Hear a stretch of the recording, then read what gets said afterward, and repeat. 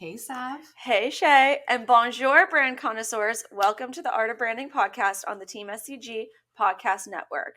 So, Shay, rate your day without any context or minimal context. A 7. A 7? Okay. I'm at an 8.5. Thank you. I'm glad to know. Yes. Really ramping it up, bringing the juice, bringing the energy, bringing the sauce. So, Shay, what is the elephant in the room today? Today is all about how you tap into your network to help build your business. Okay. So, without further ado, let's talk to somebody who we do just that with. So today we have a dear family friend, but also brand new on our board of directors, Brian Gershengorn. Welcome to the podcast. Thank you guys for having me. Yes. So it's such an interesting story with him because he's literally watched me grow up at this point. He has been such an important part of our family, and I'll let him kind of talk about that journey. But he very recently graciously decided to join our board. And after a lot of pro bono work, there's so much pro bono work. It's still kind of pro bono, I think, right now. But what's so interesting for me about this dynamic is he is a person who knows my dad specifically inside and out. And to see him on the board challenge my dad and have this dynamic that literally nobody else has is first hilarious. And second, just brings a whole new opportunity to us to make some real change. So without me spoiling more, can we talk a little bit about your journey overall? And I'd like for everyone else to just back it all the way up, kind of start about how you got into, you're a lawyer, but let's talk about how you got into all of that and kind of what you do from a corporate perspective. And then we'll talk about what you do with us. Yeah, sure. So I guess I always knew I wanted to be a lawyer, which is somewhat odd from a young age. But I got my degree from Cornell School of Industrial and Labor Relations, where my son is actually a freshman now, which is also kind of an out-of-body experience, having just dropped him off there. And that school is very labor and employment focused, where most of the graduating seniors go to law school, which is what I did. I went to Brooklyn Law School after that. Got a job at Proskauer Rose, one of the preeminent labor and employment practices in the country. And then I went and opened up Fisher Phillips New York City office with a bunch of friends and former colleagues of ours, and we've grown that for the last 7 years. There's the humble pie right there.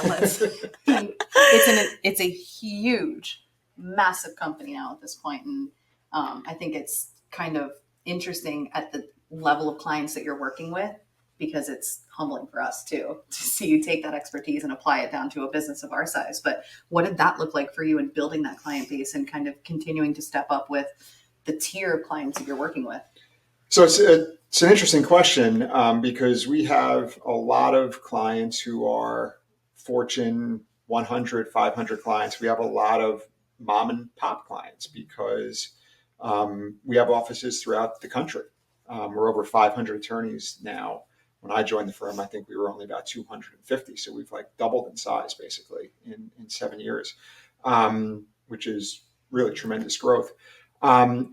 So we deal with everybody. And our approach, my approach, is really no different, no matter what client you're dealing with, to get them through whatever the issue is. My mom and pop clients who have a smaller employee base is no different than dealing with, you name your Fortune 100 company, which we do work for.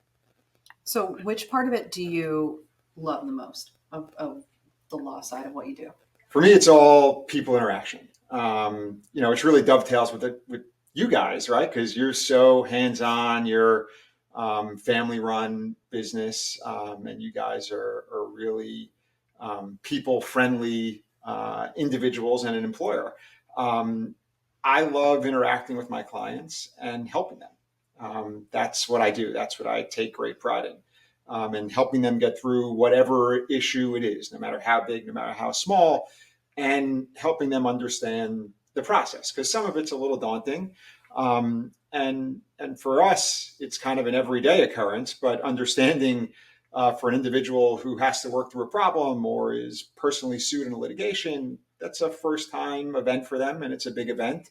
And there's some concern about that. And so part of what's great about what I get to do is I get to ease that level for them, let them know that they're in good hands, right? Explain to them the process and get them through to the other side.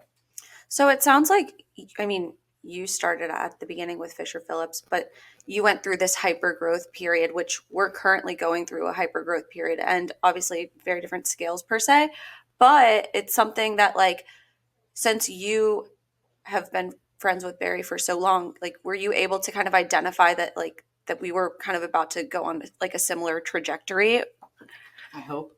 I hope. Yeah, I mean, it's been a lot of fun to watch you guys grow over the 20 plus years that I've, known Barry and the rest of the family. And you can see that growth and you can feel that growth. And when you walk into the office now, it's a totally different office than what it was.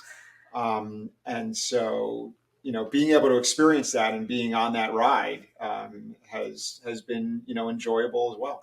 So, Brian, let's take it back real quick. I was just about to say, we have to do the Barry Brian. Yeah. So how? This is a bromance that, like, you all don't, like, know the extent to, but he has a special ringtone on Barry's phone. So Wait, I always know. You're not Sweet Home Alabama. No. What are you? So this really got born out of, my father worked here. What? Yeah, which is how Wait, I met Barry. Sorry, forgot that little plug. Oh my gosh. Okay, continue. And so when my father passed away, Barry and my father did a fantasy football team together, and I inherited the seat, so to speak, on the fantasy football team. So our relationship is, it's been a great relationship. From friend to family, right?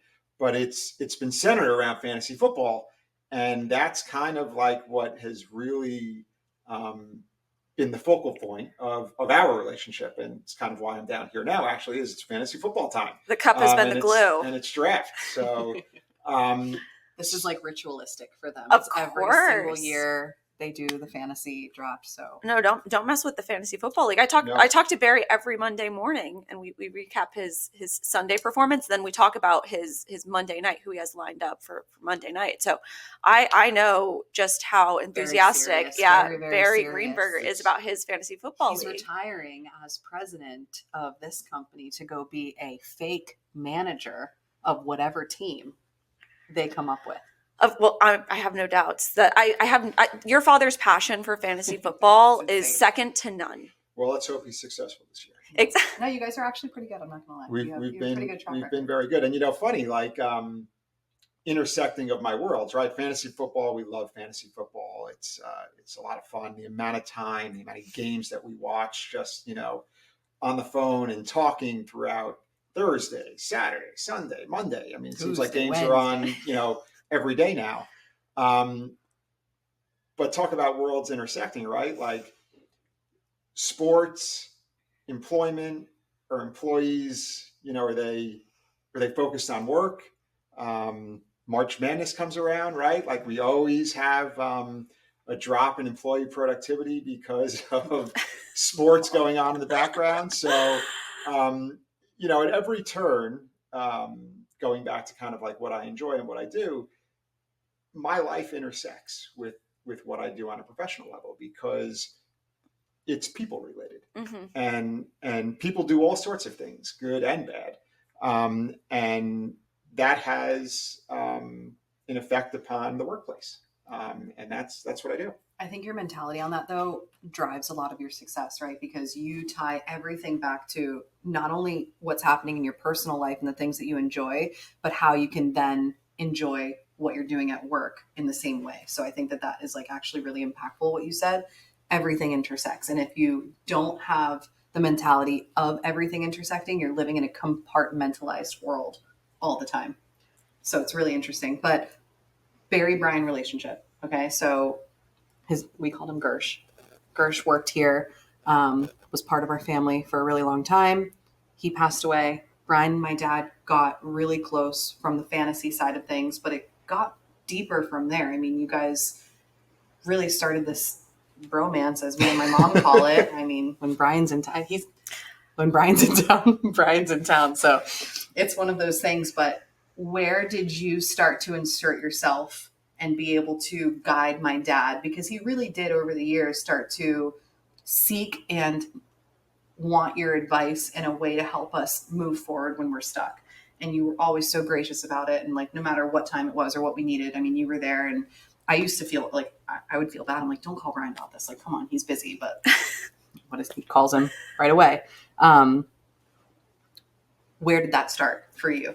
Yeah, so I think it probably, had more to do when you and Josh started to take on more of a role within the business, and the growth of the business really started, to flourish. And I think when any of my clients start to grow, start to change, the workplace starts to change around it, right? Just naturally, because you're getting bigger, you got to hire more people, you got more issues to deal with, you got more potential problems, both good and bad, right?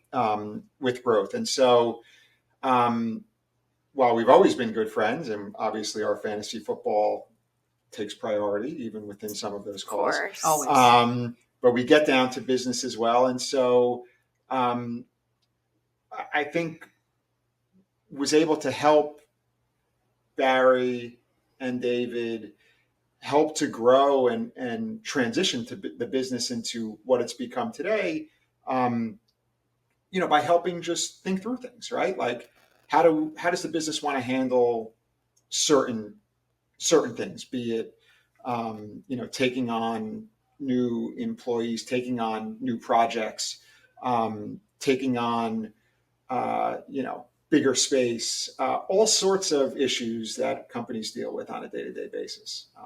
So I think that the growth kind of really helped to spark me having more of a consulting friendship role. Yeah. Was he always very receptive to it? No. Okay. But I think he was receptive to, not necessarily receptive to where I would recommend something go. And that's what I do. I don't like to tell people what to do. My role is to advise and counsel. And recommend. And I like to point out all sides. And in this instance, allow you all, him, to make a decision on what is or is not best for the company. And I think, so was he receptive? No, because I don't think he liked necessarily hearing initially all of it, but I think he wanted to hear it, right? Yeah. And that's why we had the conversation. So he knew some of the answers he was going to get. And sometimes you don't like to hear certain things. I think that's natural with anybody, myself included. But you want to look to those people to say, okay, what are my options here? What does this really look like? And I think at the end of the day, especially given where you guys currently are, and I know that there's still more growth to be had and more great things in the future, I think it's worked out great. Like, everything that the company has done and the decisions that have been made have really helped collectively to grow the business into what it is.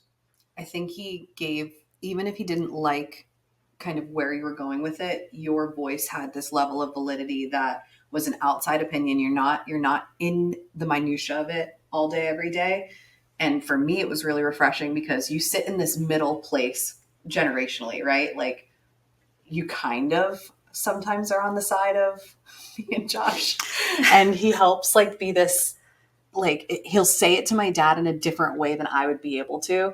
And also because he's dealing with these really, really big companies, he's not questioning it, when he says, this is what we just did for this client or that client who was facing a similar issue. It's almost tried and true at that point, right? And we didn't have to have that what if mentality when he would be able to come in from left field and kind of push us in a direction. It sounds like also, aside from like obviously dealing with like Fortune 100 companies, like you're also dealing with mom and pop. So you're able to see what the big dogs are doing, but then also like how, some smaller businesses handle similar problems and how they make it work for their own kind of set of issues that they're working through. And so you just have like a very good perspective because it's a very diverse perspective, as well as, I mean, if you can get through to Barry Greenberger, like I tip my hat to you.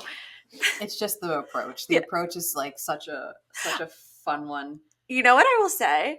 I think you two probably are like the best received by Barry Greenberger. Like we have two of the people in the room. He's done. Yeah, he'll just fold. I know, immediately. So a funny story, we're going to get into the point where, so background was, from a family and a friend perspective, I think that Brian and my dad would have the conversations of what's going on and whether he's venting to you or not, like from a friend, you were always still coming back in and adding the logic to it and being able to apply it to things that you've seen. And it made him kind of feel better on that side. But it got into the point where we're in a hyper growth spurt. I think probably the first 2 years I'm in the business, I needed to talk to you like once in terms of like, I don't know what to do here. And you were a great resource for it once or twice. And then it became a common theme.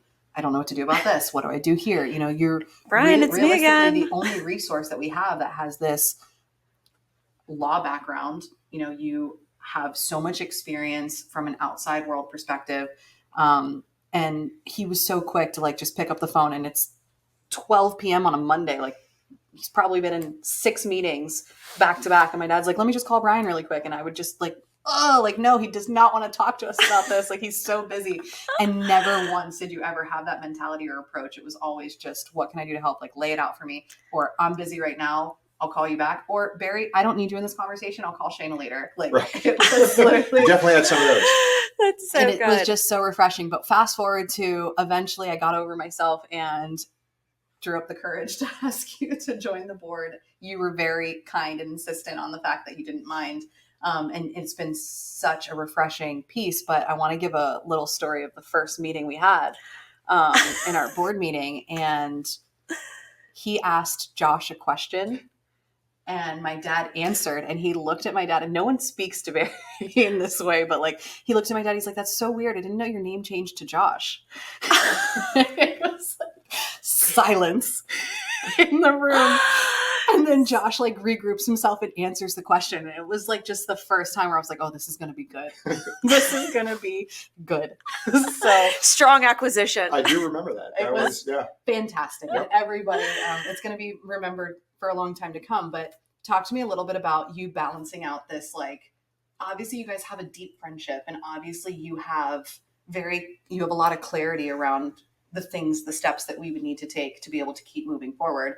I'm stubborn as hell. My brother is very stubborn. And then you have my dad who's also very stubborn. So like, how do you, I guess, move your relationship and the mentality that you take based on the conversation now that you are a part of the board and you're to be neutral regardless of your friendships? Yeah, I think it's another great question. It's kind of how I approach everything, which is to come from that neutral basis, right? It's hearing out everybody, setting out what pieces of what everybody's saying to kind of put them together into a cohesive argument, so to speak, that the group is trying to make, and approach it from, here's what I'm hearing.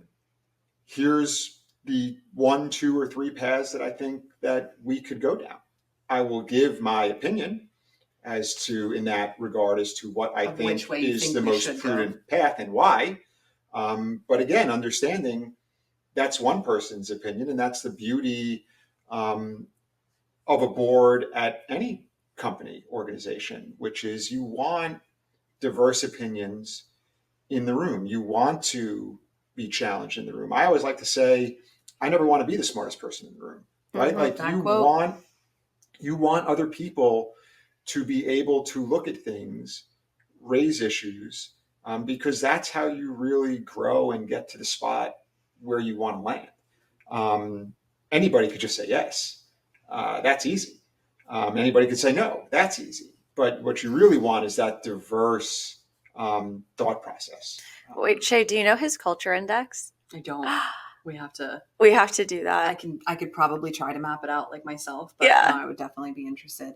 I think it's interesting when you say that, because it seems so black and white, right? Like it seems very easy to say we're going to have 6 people that are sitting in a room, great minds, great brains, and we can all collectively make decisions, but it just never goes that way. There's always some color that needs to be added to the conversations to get there. And I've always admired how you stay. It's not even just the tone of your voice. It's just the matter of fact, whether the tensions are high, whether, we're in World War III from a family perspective, you're still able to come in on the phone and just be like, guys, listen to what we're talking about here. You know what I mean? Like, I think that approach has really helped us too, in terms of it's very clear what your options are. You just have to choose which way to go. And I think a lot of family businesses and a lot of smaller companies that are going through this growth spurt have the trouble getting past that one realization of there's not that many choices. Like, there's literally a couple of paths that you can consider, and you have to pick the one to go down. Right. That's where a lot of people get hung up, right? Like you just can't choose, or you can't get on the same page. It's paralysis, right? And you never want to be stuck in that mindset. You have to be able to make decisions, move on, understand why you're making them to help you grow and get to that next place.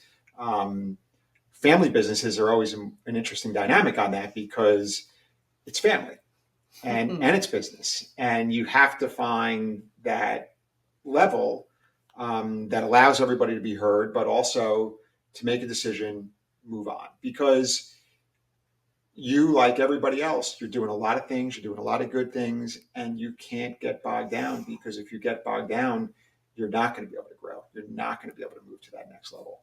And you can't be afraid to make a decision, and not every decision is going to be 100% right. And so that's fine also, because you learn from it. Yeah. And you never want to make a terrible decision and a very poor business decision. You obviously don't want to do that, but there are some steps along the way that are those growing experiences that help you become that much better off, that you look back on and you go, oh, that was good. I really learned from that, and it helped me to get to this level. Yeah. And they say like the worst decision is indecision.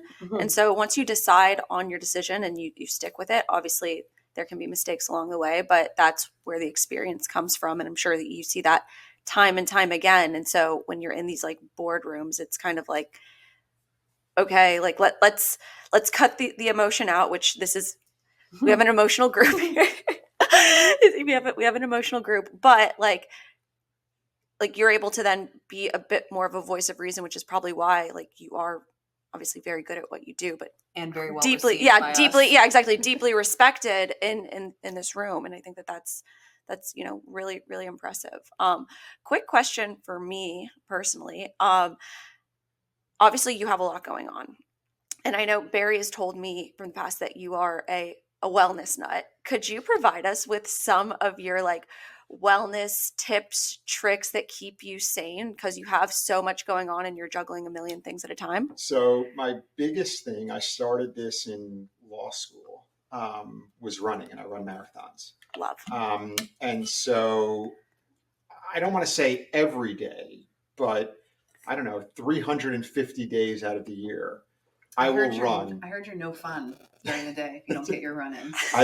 I'm not. I get really agitated if I don't have my run or exercise of some type within a day. So I would say 350 days a year, probably. I'll run 8 to 10 miles on average a day. Wow. For me, I get to just turn it off, totally detach, and just think. And it's very Think about how to breathe, or no, just thinking about it. Just think about it. And sometimes work does seep into it, and Of course. personal stuff seeps into it, but like it's just very cleansing to be able to have an hour of time where I can just shut it down. I typically like to do it first thing in the morning because it's easiest, right? Of course. What time are you waking Are up? you saying running 10 miles takes you an hour? No. 10 miles will take me an hour and 10 minutes. Oh, wow. I'll run 8 miles in about 54 to 56 minutes. Jeez. Me too. Wait, so what time are you waking up? Me too. So it varies depending upon the time of year with kids. Of in school. course. So now it's going to start to be about 6 o'clock again. Okay. So When is it? What is the alternative? a little bit later. Oh, okay. Okay. So yeah. No, Okay. not Alright. crazy. I have some friends who are on the 5 o'clock spectrum. I can't do that. Oof. My day doesn't end till very late. But what's this thing I hear about the Blizzard obsession? So I have a Blizzard obsession. I used to have a Like from Dairy Queen? Dairy Blizzard. Queen Blizzard. So balance. You're a balanced That's where king. You would only have to run 6 miles a day if you didn't love Dairy Queen. I went through a point where I was literally having one every day. So what's your Blizzard of choice, though? Large chocolate Blizzard with Oreo and peanut butter cup. And the fact is, like, he ordered a large. Very good. How many of those are you crushing like a week, would you say? Now, one or two. Okay, one or two. Yeah. Okay. I've dialed it back substantially.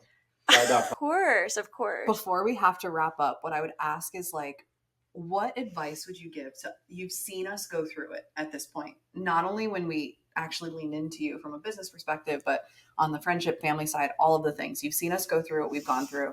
What advice would you give other companies that are about to enter this hyper growth journey to try to avoid some of the, not even mistakes. I don't think that, like, I think any mistakes that we would have made in our growth would have taught us something, but maybe some of the hardships, maybe some of the pain points. What advice would you give a company that's about to enter hyper growth to get started on that journey and avoid some of those things? To me, the biggest thing is organization of where you are and where you want to go, right? Like, everybody wants to grow, and that's great. You should want to grow. You should want to build. What do you want to build to? And like we were talking about before, you got to be able to have that mapped out and execute. And I think where a lot of people get bogged up is they are just not able to, or not prepared to at that moment, to go ahead and execute. Part of what's been so great about watching you guys grow is you do execute. And you've executed very well, right? And I think that's what's really, been great to watch from afar. And while there's some speed bumps in the road, that's to be expected and natural. But I think the execution and being prepared to execute based upon your plan is really the most important thing. And I think it's that concept of having a plan and a goal that you're structured to. It's interesting you say that, because I would say that part of the secret to our success is that from a leadership perspective, we all have the vision of what we're trying to accomplish, and we're all unified on that vision. So a lot of times what I've seen in other companies is there is no unified vision. There is no, what are we trying to accomplish here? Like, anybody, like you said, anybody can say we want to grow. Everybody wants to grow. Right? What does But that mean? to what? To where? Where are you going? What are you trying to accomplish? Like, figure out what that epitome of success looks like, unify your team to buy into that. And then, like you said, you have to be able to execute. But it's an interesting mentality on it, because I do agree. I think that that's where a lot of companies miss. It's like they just don't have that goal. They're shooting towards an ambiguous. Yeah, the concept of a mission statement, like for a company, right? Like most companies, every company has a mission statement, right? When you want to grow and there's growth and there's another goal that you want to hit, it's kind of the same thing, right? Like, what is that mission? What do you want to accomplish? That's really inspiring. And I think a lot of people are going to be able to take a lot away from it. So I just appreciate not only the pro bono consultations that you've been doing for the last 20 years, but also the additional dynamic that you bring, because it's really fun for me to watch you throw your expertise in and kind of just have this additional personality that my dad specifically respects so much and is able to move forward with your advice. So For sure. you. And I think that it's awesome to have just to be able to see the level of talent, like such as yourself, be able to come in here and to show that, like, that's part of the direction our company is going. And it's really, really inspiring from, the team's level as well. Well, thank you so much for your time, energy, and showing up with bells on. Now they're going to go golf, and then they're going to go do the very, very serious fantasy football draft that we all wish them all the luck, because if they don't win, my dad is going to be unhappy for the next foreseeable year. future. Exactly. Exactly. But thank you guys so much for tuning in. Make sure you like, subscribe, follow along with the podcast. We will be back next Monday with another fabulous episode. So au revoir, brand connoisseurs. Bye-bye. Okay. Thank you. Thank you. Nice.